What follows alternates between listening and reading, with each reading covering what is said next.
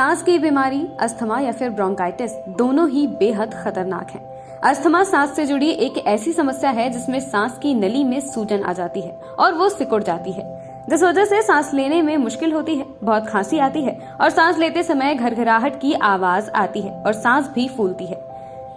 सांस की प्रॉब्लम बच्चे के स्वास्थ्य और विकास पर गहरा प्रभाव डाल सकती है। कई बार तो अस्थमा अटैक की वजह से जान भी जा सकती है। माता पिता के लिए ऐसे बच्चों को हैंडल करना थोड़ा चैलेंजिंग हो जाता है। तो अपने बच्चों को गंभीर सिचुएशन से बचाए रखने के लिए डॉक्टर से समय समय पर जांच करवाते रहें। साथ ही घर में स्वस्थ वातावरण बनाकर भी इन बीमारियों को रोका जा सकता है। बच्चों में सांस की कौन कौन सी समस्याएं उत्पन्न होती हैं, इन्हीं को बताने के लिए हमारे प्लेटफॉर्म से जुड़े हैं डॉक्टर हेरम अग्निहोत्री। बता दें कि डॉक्टर हेरम लखनऊ में बेहतरीन पीडियाट्रिशियन में से एक हैं, जो हरबिलास अस्पताल में पिछले कई वर्षों से अपनी सेवाएं दे रहे हैं। देखिए, बच्चों में कई प्रकार की रेस्पिरेटरी प्रॉब्लम्स होती हैं। उसकी वजह है कि बच्चों में इम्यूनिटी थोड़ी कम होती है, सो इनके इन्फेक्शंस जल्दी पकड़ लेते हैं बड़ों के मुकाबले। प्लस बच्चों का जितना सांस की नलियां हैं वो थोड़ी रिएक्टिव ज़्यादा होती हैं, तो उनमें सिम्टम्स भी ज़्यादा बढ़ के आते हैं।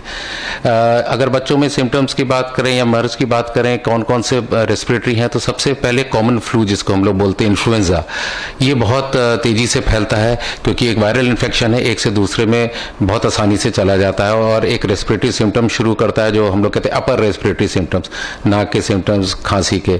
दूसरा, बैक्टीरियल इन्फेक्शंस बहुत कॉमन है, जो हम लोग जिनको बोलते हैं निमोनिया टाइप सिम्टम्स। बच्चों में जिसको तेज फीवर आ सकता है, बच्चे की सांस तेज चल सकती है, बच्चा शिथिल पड़ सकता है और खाना पीना छोड़ सकता है। तीसरा एक सिम्टम होते हैं जो मर्ज पाया जाता है बच्चों में, वो है एलर्जी और अस्थमा का। एलर्जी मतलब कि नाक से बहना और थोड़ा गले में खांसी आना शुरुआती लक्षण होते हैं और उसके बाद वही नीचे जब श्वास नली में असर डालता है तो बच्चों की सांस फूलती है। ये इन्फेक्टिव नहीं होता है, ये यानी एक से दूसरे में एलर्जी ट्रांसफर नहीं होती है और अस्थमा एक से दूसरे में साथ बैठने से अब नहीं फैलेगा। ये आनुवंशिक असर इसका देखा जाता है, सो ये ठीक भी तुरंत हो जाता है। बच्चा पूर्णतः स्वस्थ दिखेगा आपको जब एक बार इसका आप उचित इलाज करेंगे। तो क्या होता है निमोनिया? वहीं लखनऊ में डॉक्टर हेरम ने चाइना में निमोनिया आउटब्रेक को लेकर भी प्रकाश डाला और देश में इसका क्या असर पड़ने की उम्मीद है, इस पर भी प्रकाश डाला। सबसे पहले उन्होंने निमोनिया को आसान भाषा में समझाया, आप भी समझिए।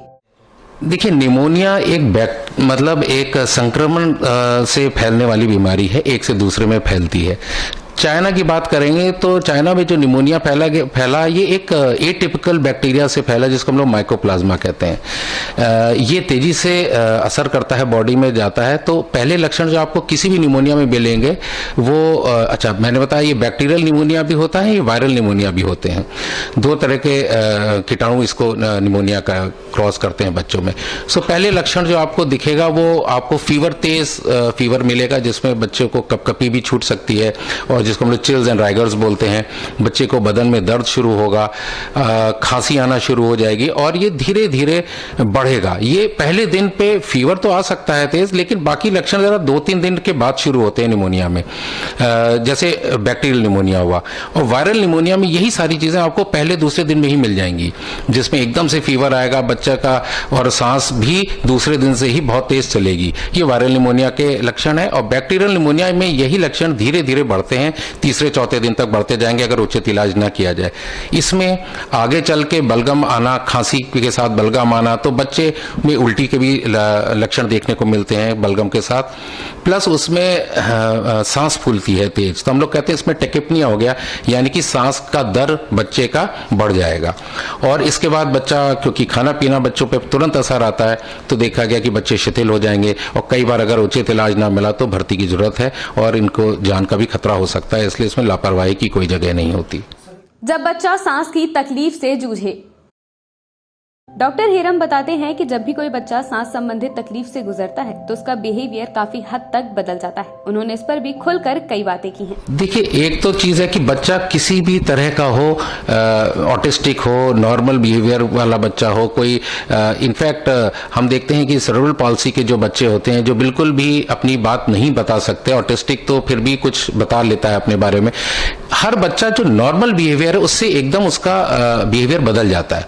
यानी कि अगर वो खाना पीना जो भी खा रहा था या जिस तरह से आपके साथ वो इंटरेक्ट कर रहा था, वो इंटरेक्शन एकदम छूट जाएगा उसका। धीरे धीरे करके वो अपनी बात बताने वाला का स्थिति भी छोड़ देता है। खाना पीना सबसे पहले बच्चों का असर आता है। प्लस जो ये तो जनरल किसी भी बीमारी में लक्षण मिलेंगे। निमोनिया के केसेस में बच्चे में तुरंत फीवर आता है, जो हम बहुत आसानी से समझ सकते हैं। फीवर आते ही बच्चा या जस्ट पहले से बच्चा थोड़ा शिथिल पड़ जाएगा और खाना पीना छोड़ने लगेगा। आपको लगेगा इसने नहीं खा रहा आज सुबह से, फिर अचानक फीवर आएगा। जो बता सकता है बच्चा तो वो सरदर्द की कंप्लेन करता है फीवर के आने से जस्ट पहले, कई बच्चे बताते हैं, और बदन दर्द, पैर में दर्द जब फीवर राइज कर रहा होता है। उसके बाद फीवर तेज आता है, आप छू के बता सकते हैं, चेहरा लाल हो जाता है बच्चे का, बिल्कुल शांत बैठ जाएगा, कपकपी छूटने लगेगी। तो ये बिल्कुल शुरुआती लक्षण है। और फिर खांसी दोपहर से या शाम से या कह लीजिए कि दूसरे दिन से उसको थोड़ी खांसी भी शुरू हो जाएगी निमोनिया में। और धीरे धीरे तीसरे चौथे दिन, जैसे मैंने कहा, फिर उसका जब निमोनिया बढ़ता है, लंग के कह लीजिए कि फेफड़ों को जब असर डाल देता है ज़्यादा, तो सांस फूलने लगती है, ऑक्सीजन की कमी हो सकती है, बच्चा नीला सा पड़ने लग सकता है, सांस उखड़ी रहेगी, नथुने फूलने लगेंगे उसके। ये सब सीवियरिटी बढ़ गई बहुत ज़्यादा, उसकी तेजी बढ़ चुकी है इसका मतलब।